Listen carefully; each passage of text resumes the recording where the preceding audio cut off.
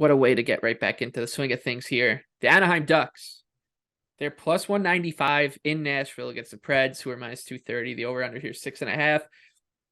This is a bet against the Predators more than a bet on the Ducks. It's hard to bet on Anaheim at all. We did see them, collect a win against the Rangers over like the last week, and they're an NHL team, so they'll win games here and there. And Nashville is a team that I want to keep betting against. I think that the market remains too high on them.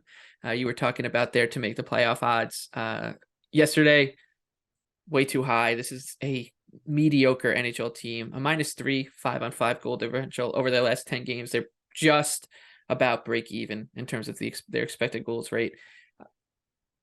They're I don't want to call them a fraud because no one's calling them a contender, but like they're just not good enough to be this price basically against any team in the NHL.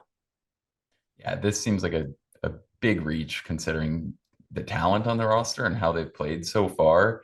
And yeah, we talked about the market. Sunday, they were priced at -122 to miss the playoffs. That is insane. This team is not very good. They're getting a lot of credit for what was an impressive year last year, I think. But we've talked about how Duchesne, Johansson, those guys, Granlund, they overachieved. They're 31. We're counting on kind of those guys still being dominant for this to be a good team. And this price suggests there's a significant gap between these sides. I don't think it's as massive as this.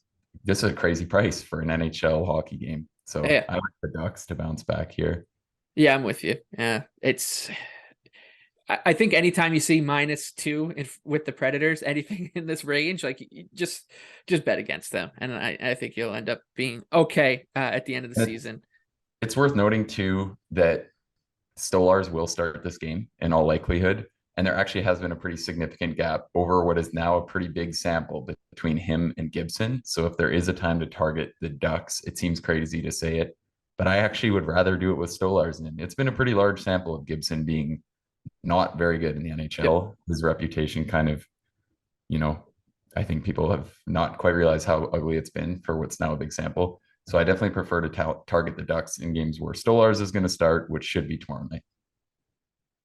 It's the classic, this guy was good for a couple seasons 4 years ago, and then the Ducks were bad. So everyone says, well, he'll still be good if he's on a better team. Well, he's not on a better team. So it's not going to be easy. He's not, and their backup goalie has done better than him for a year and a half now. So yeah, exactly. Yeah, this goes back to last season too. Yeah. All right, your favorite underdog will stay with the team from out west. We are going to go with the San Jose Sharks. As of now, it's not the juiciest underdog, but I think it's a really strong play. So I'd rather, give out a good play than reach for an underdog. The Canadiens are getting by.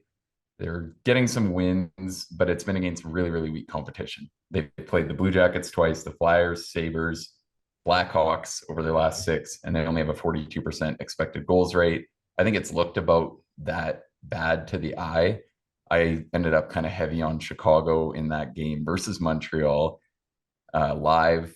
It went to a shootout. I thought it was kind of a tough luck loss for the Hawks, and we know the Hawks are simply not very good.